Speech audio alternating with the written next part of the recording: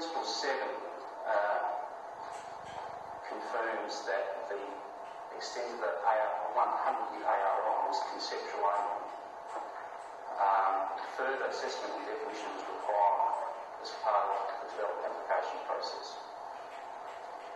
So again, that principle talks to the concept plan and flags the fact that further investigation is required to verify that boundary.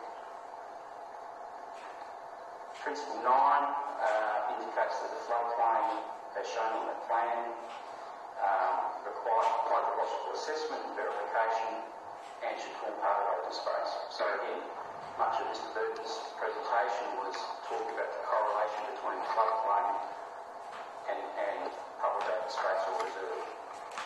So the intent of the development plan was making a clear correlation between those two. So that was the sort of the purpose of Principle 9. Principles 19 and 25, I haven't the officers up here, but essentially they came under the heading of stormwater management, and they had a focus of guiding development within the floodplain.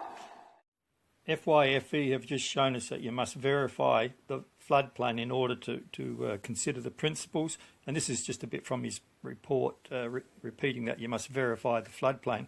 Now this is Steve Nicole's property, and you notice that the driveway next door in lot 25, when it was subdivided, it built up quite about half a metre, and that pushed all the water back into his property from a surface flow that runs across that property. Now this is a 1 in 10 year flood, and you see the house, it's in quite a dangerous position. That's only 1 in 10 years, and all that property there under flood should belong to the people of Victor Harbour. And here's access planning report results, and they simply say the principles 1, 7 and 9 were not considered, and the reason why they can tell that is simply because the new allotment 202 is inside the 1 in 100 flood area. Now I'll show you this text. This is from Ken Shawk from Tonkins, just after the original subdivision, and he did the surveys and the hydraulical assessment, and they find that the floodplain is far, far larger than the one they had been considering in the concept approximate maps prior to the subdivision approval. Now Ken Shawk corrects this situation in 2001, but he verifies it here in 2017, where he says, yes, 999254 is the map that should be used for assessments in that area. But of course our planning staff know better, and they came to council and they convinced elected members that this concept map from the same Tonkin report, from Ken Shawk's report, a concept approximate, defined the extent of the floodplain and was used in assessment. Now Ken Shawk simply said that's rubbish. No way can a concept approximate map define anything, especially the floodplains, and that floodplain is far too small. The real floodplain is much bigger than that. What Ken Shawk said was, you must use this map here.